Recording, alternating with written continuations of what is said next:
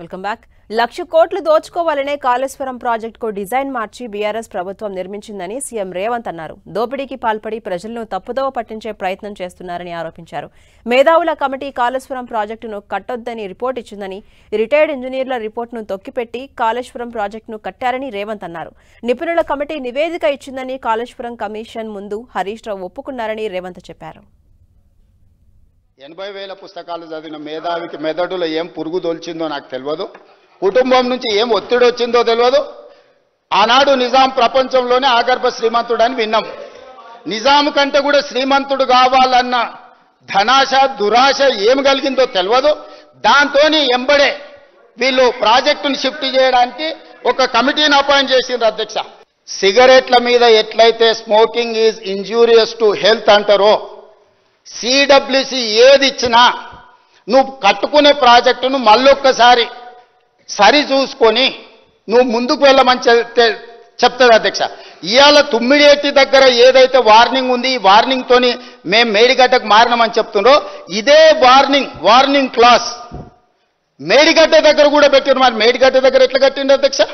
దీనికి వీళ్ళని ఉరి తీయాలి కదా అధ్యక్ష. ఒకవేళ ఉరి తీయాల్సి వస్తే మనమే చేయగలిగిన ఉంటే తెలంగాణ ఎందుకు అడగాల్సి వస్తుండే అధ్యక్ష? ఆంధ్ర వాళ్ళు ముఖ్యమంత్రులు ఉన్నారు కాబట్టి, తెలంగాణకు అన్యాయం చేస్తున్నారు కాబట్టి తెలంగాణ రాష్ట్రం కావాలి. ఇట్లా ఉంటే ఇంకా దశాబ్దాల కొద్ది వాయిదాలు పడుతుంది. వాళ్ళు ప్రాజెక్టులు ప్రారంభించిన చిత్తశుద్ధి వాళ్ళ లోపల లోపించిందనే కదా తెలంగాణ రాష్ట్రం తెచ్చుకున్నది. అందుకోసమే కదా ఈరోజు తెలంగాణ రాష్ట్రం వచ్చిన తర్వాత మీరేం చేసిండ్రు? ఏనుగులను తినేటోడు పోయిందంటే పీన్గలు తినేటోడు వచ్చిండని వాళ్ళు పోయారు, వాళ్ళతో పాటు పీన్గలను తినేటోళ్ళు వచ్చారు అధ్యక్ష.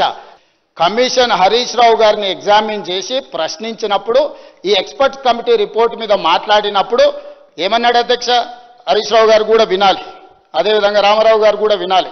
మీ బావగారు లోపల ఏం చెప్పి వచ్చారో ఇక్కడ ఉన్నది.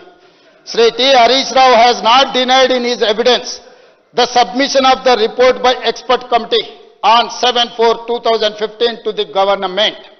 స్పష్టంగా హరీష్ రావు గారు కూడా ఈ నివేదిక ఇచ్చారు. ఈ నివేదిక వచ్చింది. కానీ మా మామ, మా బావమర్ది గారు ఈ దోపిడీకి పాల్పడాలని చేశారు, నేనేం చేయలేను అని నిస్సహాయతను పరోక్షంగా ఒప్పుకున్నాడని కమిషన్ రాసింది అధ్యక్ష. అందుకే వారు ఆందోళన చెందుతున్నారు, ఆతృతగా ఉన్నాడు ఈ రిపోర్ట్ చర్చ జరగొద్దని. ఎట్లా జరగదు అధ్యక్ష? ఇంత పెద్ద 665 పేజీల రిపోర్టు వీళ్ళ గొప్పతనం గురించి, భారతం రామాయణం అవే ఇన్ని పేజీలలో ఉంటాయి అధ్యక్ష. ఇంకా మిగిలింది వీళ్ళ కథనే, కాళేశ్వరం కథలే 665 పేజీల రిపోర్టు ఉంది అధ్యక్ష.